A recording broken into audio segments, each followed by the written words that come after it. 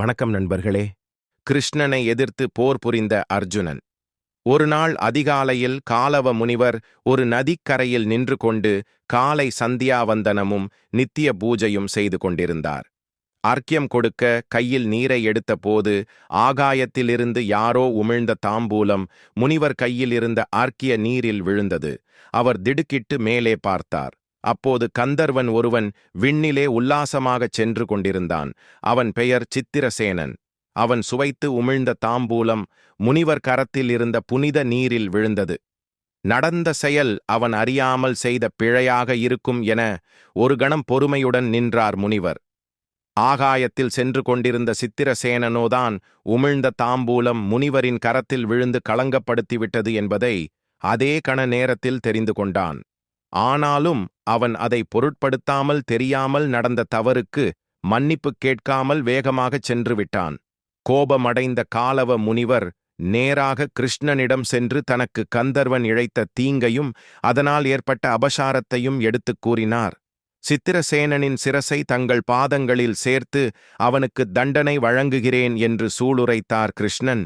சித்திரசேனனை போரில் சந்திப்பதாக அவனுக்குச் செய்தி அனுப்பியதோடு போருக்கும் ஆயத்தமானார். தன் இருப்பிடம் வந்த சித்திரசேனன் கிருஷ்ணன் தன் மீது போர் தொடுத்து வருகிறார் என்பதை அறிந்தான். கிருஷ்ணனுடன் நேரடியாக போரிடத் துணியவில்லை. செய்தது தவறு என்று ஒப்புக்கொண்டு முனிவரின் கால்களிலும் கிருஷ்ணனின் காலடியிலும் சரணாகதி என்று விழுந்துவிட்டால் அவர்கள் நிச்சயம் மன்னித்து விடுவார்கள் என்று தெரிந்திருந்தும் ஆணவம் பிடித்த சித்திரசேனன் அதைச் செய்யாமல் அவனது மனதில் சூழ்ச்சி ஒன்று பிறந்தது. அர்ஜுனனை தன் எண்ணம் நிறைவேற ஒரு கருவியாக பயன்படுத்த நினைத்தான். இதையடுத்து அர்ஜுனனைக் கண்டு அவன் பாதத்தில் விழுந்து நமஸ்கரித்தான். அர்ஜுனா, உயிர் பிச்சை அழியுங்கள் என்று கூறி சரணடைந்தான். எழுந்திருங்கள், சரணாகதி என என் காலில் விழுந்துவிட்டீர்கள். தங்கள் குறை எதுவானாலும் தீர்த்து வைக்கிறேன். அதுதான் க்ஷத்திரிய தர்மம் என்று உறுதிமொழி கூறினான் அர்ஜுனன். சத்தியமாக என்னை காப்பாற்றுவீர்களா என்று கேட்டான் சித்திரசேனன். நான் வணங்கும் கிருஷ்ணன் மீது ஆணையாக கூறுகிறேன். தங்களுக்கு எந்த ஆபத்து இருப்பினும் என் உயிரை கொடுத்தாவது காப்பாற்றுகிறேன் என்றான் அர்ஜுனன்.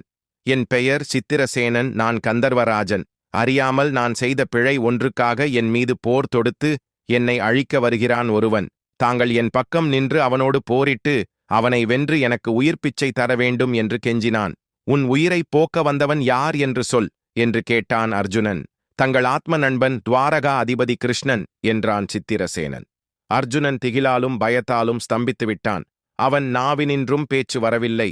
இதனை கண்ட சித்திரசேனன், அர்ஜுனா, அதிர்ச்சி அடைந்து விட்டீர்களா? உங்கள் ஆத்ம நண்பனும் வழிகாட்டியும் குருவுமான கிருஷ்ணன் மீது போர் தொடுக்க வேண்டுமே என்ற தயக்கமா? அல்லது கண்ணனை ஜெயிக்கும் அளவுக்கு வீரம் தங்களுக்கு இல்லையே என்ற பயமா? தங்களால் முடியவில்லை என்றால் இந்த விஷயத்தை அப்படியே விட்டுவிடுங்கள். கொடுத்த வாக்கை காப்பாற்ற முடியவில்லையே என்று நீங்கள் வருத்தப்பட வேண்டாம். எனக்கு அற்ப ஆயுள் என்று நான் சமாதானப்பட்டுக் கொள்கிறேன் என்றான் சித்திரசேனன். நான் சத்தியம் தவறமாட்டேன். கொடுத்த வாக்கை காப்பாற்ற உயிர் துறக்கவும் தயங்க மாட்டேன். இந்த யுத்தத்தில் நான் மடிந்தாலும் நீ உயிர் பிழைப்பது நிச்சயம். சத்தியம் தவறிய குற்றத்தைச் செய்வதை விட நண்பன் மீதே போர் தொடுத்து உன்னை காப்பாற்ற நான் தயார். இதோ புறப்படுகிறேன் என்று சூளுரைத்து போர்க்கோலம் பூண்டு யுத்த பூமியில் கிருஷ்ணனை சந்திக்கப் புறப்பட்டான் அர்ஜுனன். கிருஷ்ணன் கவசம் அணிந்து வாள் வில் ஏந்தி நின்ற போர்க்கோலம் கண்டு ஆச்சரியத்தால் உறைந்து போனான். அர்ஜுனன் கடமையைச் செய்யும் போதும் சத்தியத்தை காக்கும் போதும் பயத்தால் கலங்கக்கூடாது என்று கிருஷ்ணனிடம் ஏற்கனவே கேட்டுத் தெரிந்து கொண்டிருந்த அர்ஜுனன் பயத்தையும் தயக்கத்தையும் உதறிவிட்டு போருக்கு தயாரானான். கிருஷ்ணார் அர்ஜுனன் யுத்தம் ஆரம்பமானது. துரோணரிடம்தான் கற்ற வித்தையெல்லாம் தீர்ந்தது போல் தவித்தான். அர்ஜுனன் விண்ணிலே அஸ்திரங்கள் மழையாகப் பொழிந்து கொண்டிருந்தன. அவை மோதுகின்ற சப்தங்கள் இடி முழக்கம் செய்தன. பிரளயகாலம் போலவும் ஊழித்தீ பரவுவது போலவும் உலகம் நடுங்கியது. யுதிஷ்டிரனும் பீமனும் கிருஷ்ணனும் அர்ஜுனனும் மோதிக்கொள்வதை அறிந்து கலங்கி யுத்தக் களத்தை வந்தடைந்தனர்.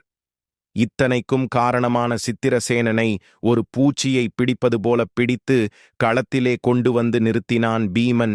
நாரதரும் தேவர்களும் அங்கே வந்து சித்திரசேனனுக்கு அறிவு புகட்டினர். அவன் ஆணவம் அழிந்தது. அறிவு தெளிந்தது. கிருஷ்ணரின் பாதங்களில் சரணாகதி என விழுந்தான். சித்திரசேனன் முனிவர் கால்களில் விழுந்து சரணடைந்தான். அவனை மன்னித்தார் முனிவர். தன் ஆத்ம நண்பன் கிருஷ்ணனையே போரில் எதிர்க்கும் நிலை ஏற்பட்டதற்காக வருந்தி நின்றான் அர்ஜுனன். அவனும் கிருஷ்ணரின் கால்களில் விழுந்து மன்னிப்பு கேட்டான். பாண்டவ சகோதரர்களும் இந்த சம்பவத்துக்காக மனம் வருந்தி கிருஷ்ணரிடம் மன்னிப்பு கேட்டனர். அதற்கு கிருஷ்ணன், இதில் உங்கள் தவறு ஏதுமில்லை. இது ஏன் நிகழ்ந்தது என்று நீங்கள் கலங்கியிருக்கிறீர்கள்.